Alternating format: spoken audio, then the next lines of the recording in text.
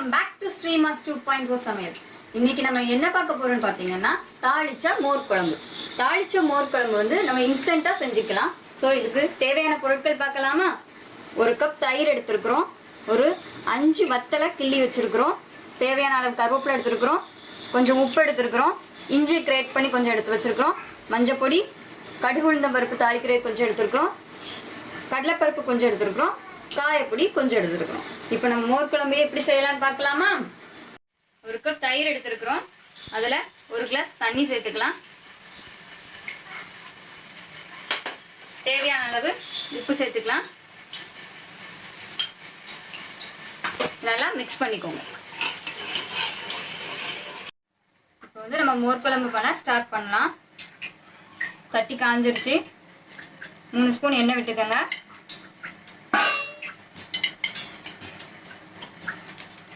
கடுகு உளுந்து பருப்பு போட்டுக்கோங்க, 1 ஸ்பூன். கடுகு வெடிக்கட்டும். கடலைப்பருப்பு 1 ஸ்பூன் போடுங்க.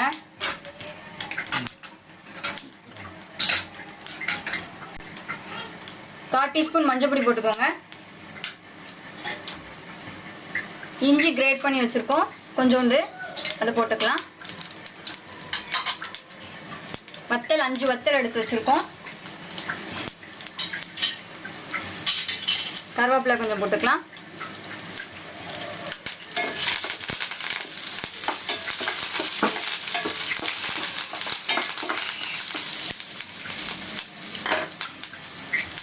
காயப்பொடி போட்டுக்கலாம்.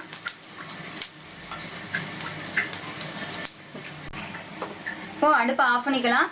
அடுப்பை ஆஃப் பண்ணிட்டு கரைச்சி வச்சிருக்கிறோம் இல்லையா, அந்த மோரை சேர்த்துக்கலாம்.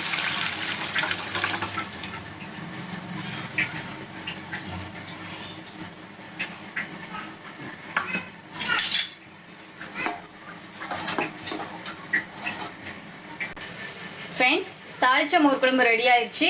நீங்களும் இதை கண்டிப்பாக ட்ரை பண்ணி பாருங்கள். ட்ரை பண்ணி பார்த்து எப்படி வந்ததுங்கிறத கமெண்ட் செக்ஷனில் கண்டிப்பாக கமெண்ட் பண்ணுங்கள். நம்ம ஸ்ரீமாஸ் 2.0 சமையலை இன்னும் நீங்கள் சப்ஸ்கிரைப் பண்ணலன்னா சப்ஸ்கிரைப் பண்ணிக்கோங்க. லைக் பண்ணுங்கள், கமெண்ட் பண்ணுங்கள், ஷேர் பண்ணுங்கள். தேங்க்யூ.